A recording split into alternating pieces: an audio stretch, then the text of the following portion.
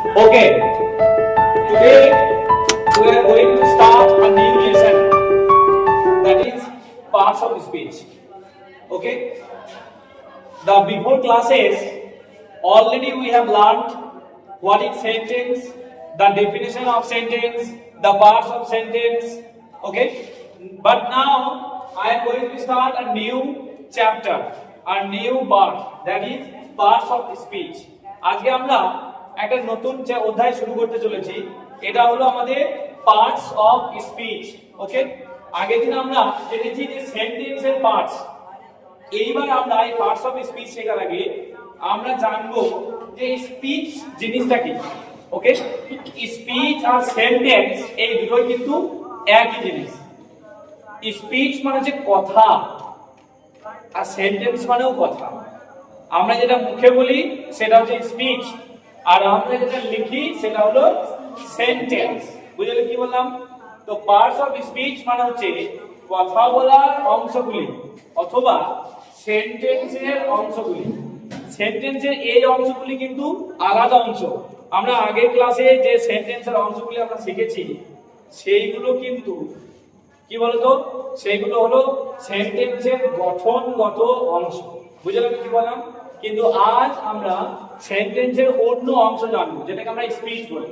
তো টোটালি সেন্টেন্সের মধ্যে একটা সেন্টেন্সকে যদি লং করে থাকি, আমরা একটা সেন্টেন্সকে যদি অনেক বড় ভাবে লিখি, তাহলে সেই সেন্টেন্সের মধ্যে আমরা দেখব অনেকগুলো ওয়ার্ড রয়েছে, অনেকগুলো ওয়ার্ড। বুঝলাম কি বললাম? তো প্রত্যেকটা ওয়ার্ডের প্রত্যেকটা ওয়ার্ডকেই কিন্তু সেই সেন্টেন্সটা বা স্পিচটার একটা অংশ বলবো আমরা। ঠিক আছে? তো টোটালি যতই সেন্টেন্স বড় হয়ে যাক না কেন, সেন্টেন্সের টোটালি অর্থাৎ স্পিচ এর টোটালি কয়টি অংশ বললাম?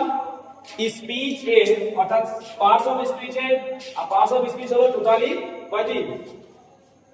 8টি। এই 8টি আমরা লিখেছি, খাতায় লিখেছি এবং আমি বোর্ডেও লিখে দিয়েছি।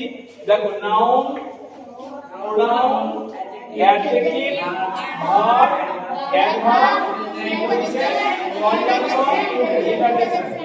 ওকে, এইবার আমরা যারা একদম পুরো প্রথম ক্লাস পাচ্ছ তারা হয়তো বলবে যে স্যার প্রথম ক্লাসটা তো দারুণ সহজ, খুব ছোট ছোট স্পেলিং মুখস্থ করতে খুব সুবিধা হবে আমাদের। কিন্তু আমরা কি করব? আমরা এই যে বড় বড় গুলো আছে না, এগুলো আমরা সিলেবেলে ভেঙে দেব। ঠিক আছে? সিলেবেলে ভেঙে দিলে কিন্তু আমাদের পার্টস অফ স্পিচটা ক্লিয়ার হয়ে যাবে। ঠিক আছে? দেখো, এখানে আমরা একটা সেন্টেন্স লিখেছি, ribbon is a good student. Ribbon হলো একটা ভালো ছেলে। তাহলে এটা আমরা মুখে যখন বলছি তখন এটা কিন্তু একটা স্পিচ, বাট লিখে দিলে এটা কিন্তু সেন্টেন্স। এই সেন্টেন্সে দেখো 1 2 3 4 5 কয়টা অংশ আছে? 5টি। এই পুরো 5টি অংশের নাম এই পার্টস অফ স্পিচের মধ্যে পড়বে। বুঝলে আমি কি বললাম? যেমন ধরো রিবন, এই রিবন হলো একটা নাম, একটা ছেলের নাম। তাই এটা আমরা গঠনগত দিক দিয়ে যদি যাই তাহলে এটাকে আমরা বলবো সাবজেক্ট। বুঝলে কি বললাম? কিন্তু আমরা সাবজেক্ট প্রেডিকেট ওটা পরে আমরা জানবো আবার এক্সট্রা। কিন্তু আজকে আমরা পার্টস অফ স্পিচ শিখছি। তাহলে রিবন হচ্ছে একটা নাম, তাই এটা হবে এন মানে নাউন। বুঝলে আমি কি বললাম? তারপর ইজ মানে তো হয়, এটা হবে ভার্ব। দেখো ভার্ব আছে, ভার্ব আছে। তারপরে দেখো এই এটা হলো একটা আর্টিকেল। তাহলে এখানে আর্টিকেলটা আমরা পরে শিখবো। আমরা নাউনটা ক্লিয়ার করার পর আমি আর্টিকেলে যাব, নাম্বারে যাব, জেন্ডারে যাব, সবগুলোতেই যাব।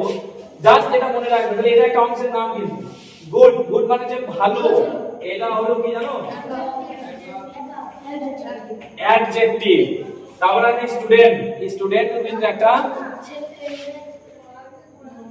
নাউন, মনে থাকবে। তাহলে এইভাবে সেন্টেন্সের প্রত্যেকটা ওয়ার্ডকে আমরা কি করব? আইডেন্টিফাই করব। যে অনেক যদি একটা বড় সেন্টেন্স আমি দিই, তাহলে সেই সেন্টেন্সের মধ্যে সেই ওয়ার্ডগুলোকে আমরা খুঁজে বের করে লিখবো নিচে, যে কোনটা নাউন কোনটা প্রোনাউন। কিন্তু তার আগে আমাকে শিখতে হবে যে নাউন কোনগুলোকে বলে, প্রোনাউন কোনগুলোকে বলে। তাই এর পর থেকে আমি কি করব না, এর পর থেকে আমি পার্টস অফ স্পিচ এর সবগুলোকে noun, pronoun, adjective, verb, adverb এইগুলোর ডেফিনেশন আমি এবার কি করব, এইগুলোর ডেফিনেশন আমি একটা একটা করে। তাহলে দেখো আজকে পার্টস অফ স্পিচ এর প্রথম যে অংশটা সেটার নাম হচ্ছে নাউন।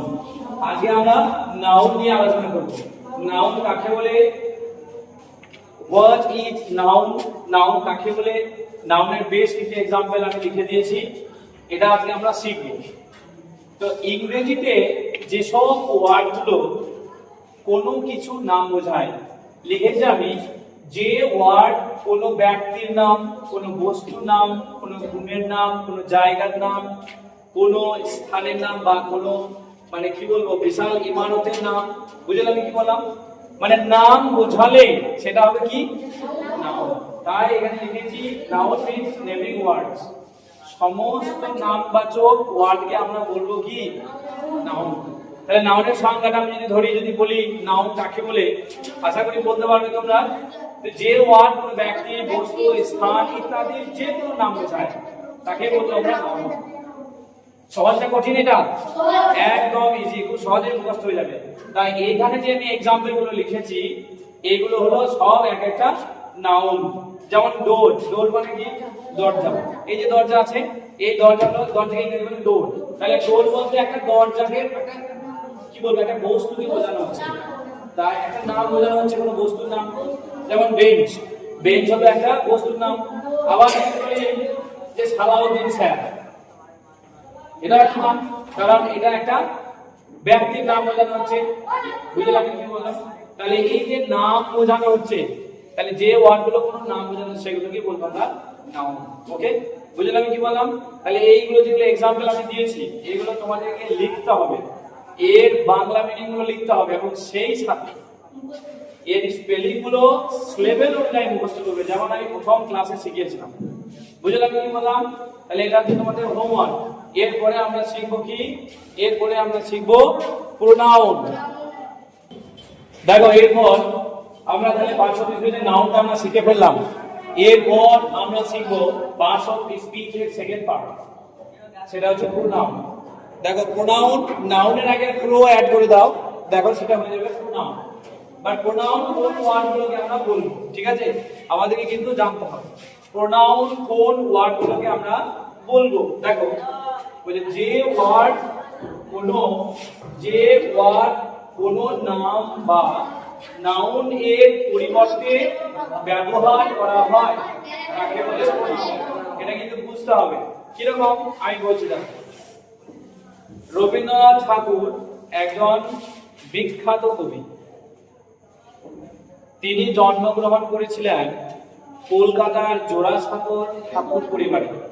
তাহলে এই তিনিটা ব্যবহার করলাম, তিনিটা কে, তিনিটা কে রবীন্দ্রনাথ ঠাকুরকে তিনি যে আমি প্রকাশ করে ব্যবহার করি। তাহলে এই যে তিনি, এই তিনিটা আমি ব্যবহার করলাম কার পরিবর্তে, রবীন্দ্রনাথ ঠাকুর একটা কি নাউন, একজন ব্যক্তির নাম, তাহলে তার পরিবর্তে আমরা ব্যবহার করছি কি হি, অর্থাৎ তিনি। এই তিনি ইংরেজি হচ্ছে হি, বুঝে গেল।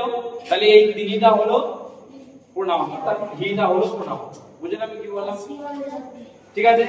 যেমন আমরা এখন রেমেডিয়াল ক্লাস করছি, আমরা আমরা কারা, এই যে আমরা সবাই, আমি আছি, তোমরা আছো, তাহলে এই যে উই মানে আমরা, এই আমরা কি ব্যবহার করেছি, আমাদের সবারই নামের পরিবর্তে আমরা দিয়ে এটাকে প্রকাশ করছি, সব নামগুলোকে আমরা দিয়ে প্রকাশ করছি।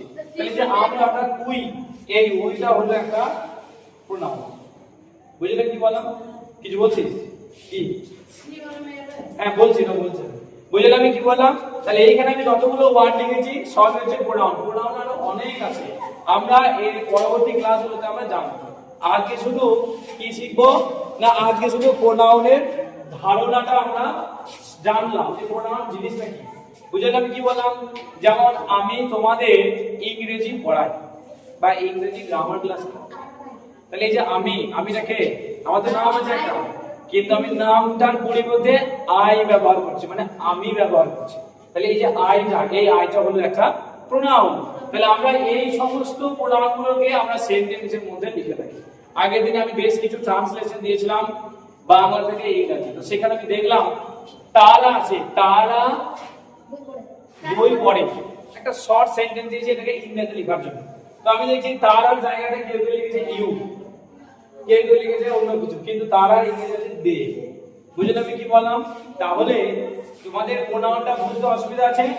যদি জিজ্ঞাসা করি যে প্রোনাউন কাকে বলে, তো তোমরা তখন বলবে যে ওয়ার্ড কোনো নাম বা নাউনের পরিবর্তে আমরা ব্যবহার করি সেগুলোকে আমরা বলবো কি, সেগুলোকে আমরা বলবো প্রোনাউন। বুঝলে আমি কি বললাম? বুঝতে পেরেছি সবাই? এবার এই প্রোনাউনগুলো তোমাদের মানে লিখতে হবে, স্পেলিং সহ মনে রাখতে হবে। তাহলে আজকে আমরা নতুন একটা চ্যাপ্টার শুরু করলাম, পার্টস অফ স্পিচ, তাই তো? এবং পার্টস অফ স্পিচ এর প্রথম দুটি পার্ট কিন্তু আমরা শিখে নিলাম আজকে। নাম্বার 1 নাউন কাকে বলে, নাউনের এক্সাম্পল। নাম্বার 2 প্রোনাউন কাকে বলে, প্রোনাউনের বেশ কিছু এক্সাম্পল আমি আজকে দিলাম তোমাদের। এগুলো যে তোমরা এগুলো কি করবে, এগুলো মানে লিখবে, স্পেলিং করবে এবং পড়বে। ঠিক আছে? তাহলে আজ এখানেই শেষ করলাম। নেক্সট ক্লাসে অবশ্যই আমরা আবার আসবো, ঠিক আছে? কিন্তু তোমরা প্রতিটি হোমওয়ার্ক টাইম মতো করে নেবে। আবার নেক্সট ক্লাস আমরা আসবো, মাঝে বেশ কিছু গ্যাপ আছে, সেই গ্যাপটাতে কি করবে তোমরা, এইগুলো করবে প্লাস পুরোনোগুলো একবার করে রিভাইজ দেবে, ঠিক আছে? আজকের মতো ক্লাস এখানেই থাক, নেক্সট টাইম আমরা আবার আসবো পরবর্তী ক্লাসে, ঠিক আছে?